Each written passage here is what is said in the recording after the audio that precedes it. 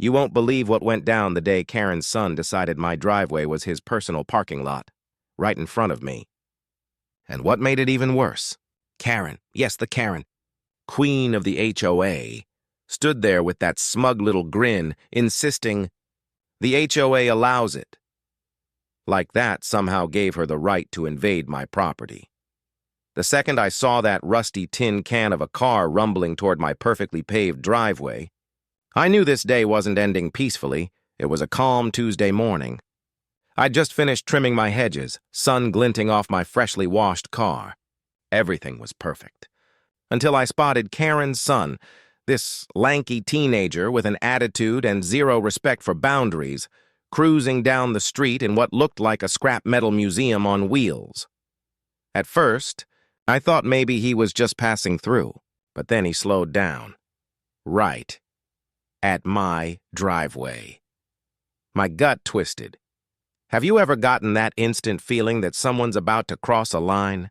That was me, watching disaster unfold in slow motion. "Hey, that's my driveway," I yelled, stepping onto the curb, but he just shrugged, fumbling with his keys like he hadn't heard a thing. And before I could even react, he nudged that junker forward, like he owned the place. That's when she showed up, Karen herself. HOA royalty, wielding her clipboard and her favorite weapon. False authority. "Don't worry," she said with that smirk that could sour milk. "The HOA allows it."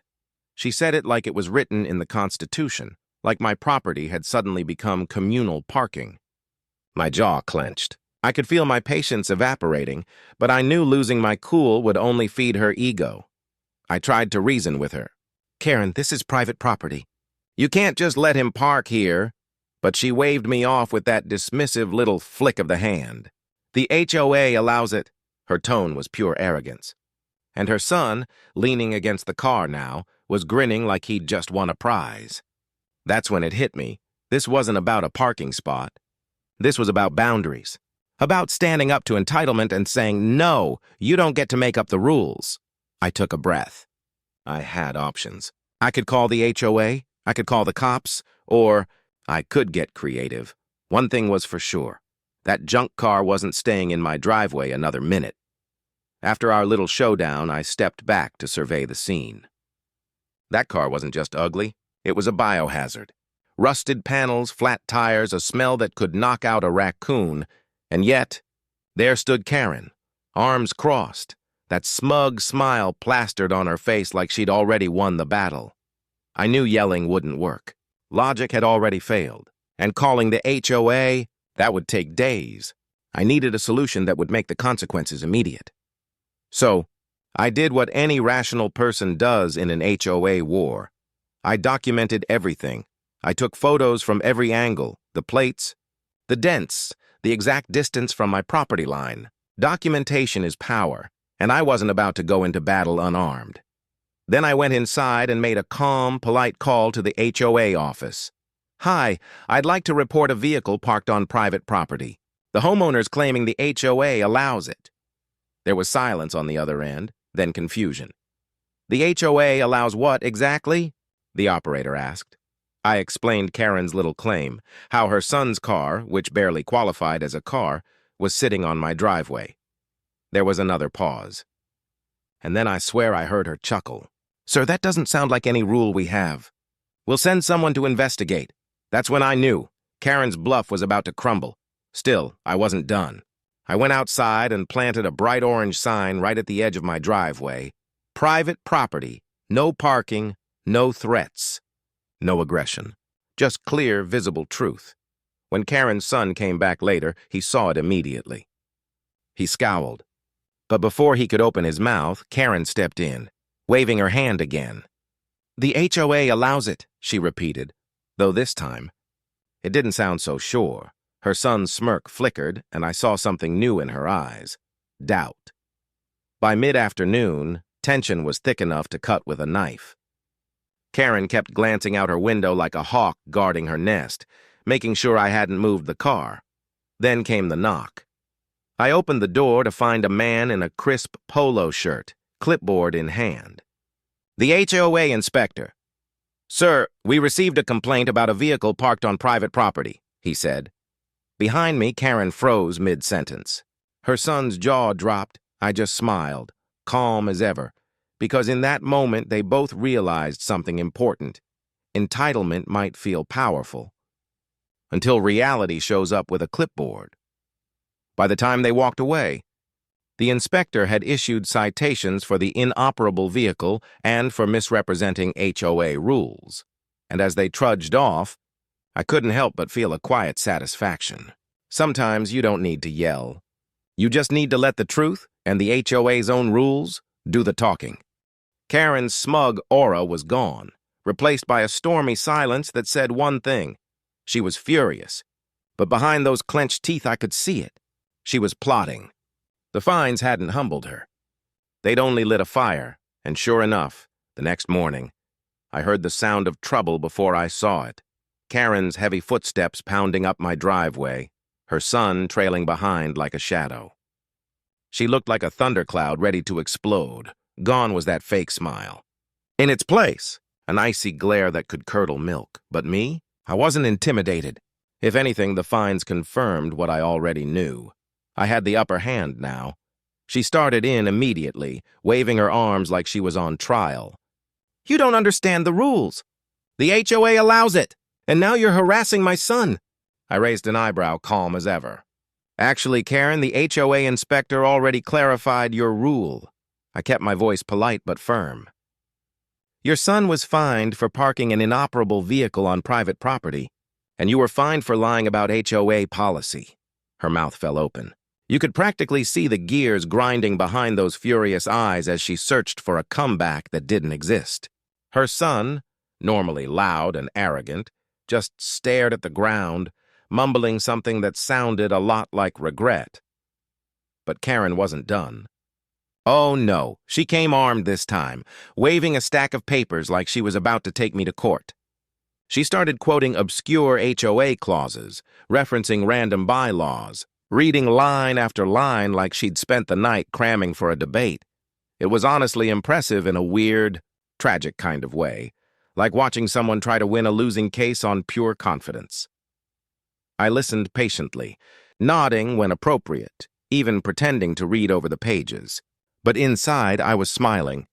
She was running out of ammunition, and every word she said only made my case stronger. Finally, I decided to end it, tactically. Karen, I said, if you're really confident in your interpretation, let's take this to mediation. HOA, supervised, public, official. Her lips twitched. She hesitated, clearly not expecting me to call her bluff. But she agreed, convinced she could charm or confuse her way out of this. What she didn't know was that I'd already prepared my secret weapon, proof. Photos, timestamps, HOA call logs, written statements, the whole package. My documentation was airtight. The next day, the mediator arrived, clipboard in hand, ready to hear both sides. Karen dove straight in, her voice rising with every sentence. He's misinterpreting the bylaws. My son had permission, she insisted. But the mediator didn't flinch. He went through every violation one by one. The car, unregistered and inoperable. The property, privately owned, not communal. The claim, false and unsubstantiated. Karen's protests got weaker and weaker until finally, silence. Her son squirmed in his chair, and I sat quietly, hands folded, letting the evidence speak for itself. By the end, the verdict was crystal clear. Every fine stood, every false claim dismissed. The mediator turned to Karen. You owe a formal apology for misrepresenting HOA policy. Now, calling what she said an apology would be generous. It was more of a half-hearted, teeth-gritted mutter, but I didn't need sincerity. I had validation. Her son looked at me with a mix of disbelief and reluctant respect. And in that moment, I realized this wasn't about revenge anymore. This was about principle. You can't bulldoze someone's property rights just because you think you're untouchable. After that day, I figured it was over. The fines were paid, the paperwork was filed, and my driveway was officially safe again. But if you've ever dealt with a true Karen, you know they never really stop. Their entitlement doesn't fade. It simmers. It plots. A week later, I got my proof. I was watering the garden when I heard it. That same clunky rumble echoing down the street. Karen's son, creeping by in his rusted car like a vulture circling prey. He didn't park this time. No, he just cruised back and forth, testing me, trying to see if I'd flinch. Then he sped off, grinning like he'd won something. Right behind him was Karen, strolling down the sidewalk, waving like we were old friends. I ignored her completely. No need for round two, not yet. Instead, I made a few upgrades. I installed a retractable barrier at the edge of my driveway. Sleek, quiet, and password protected. No more surprise junkers in my space. If Karen wanted to play games, she'd have to deal with steel and code. But it wasn't just about fences and locks.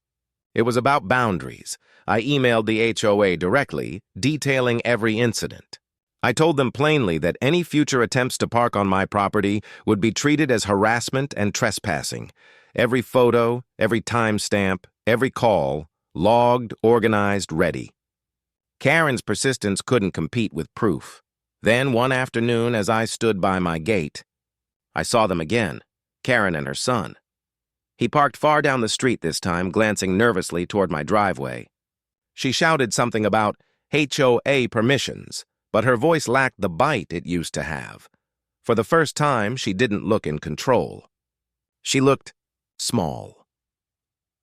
By sunset, the street was quiet again. The rusted car was gone.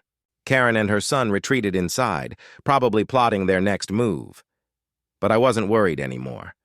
Because I had something stronger than anger, resolve. That driveway was mine, and it would stay that way. When I locked the gate that evening, I couldn't help but smile. Some battles aren't about shouting matches or revenge. They're about standing firm, about saying no and meaning it. And this time, I'd won. So let me ask you, what would you do if someone tried to park their junk car in your driveway? Drop your thoughts in the comments, and don't forget to hit that like button and subscribe for more unbelievable HOA drama. Because trust me, with people like Karen around, there's always another story coming.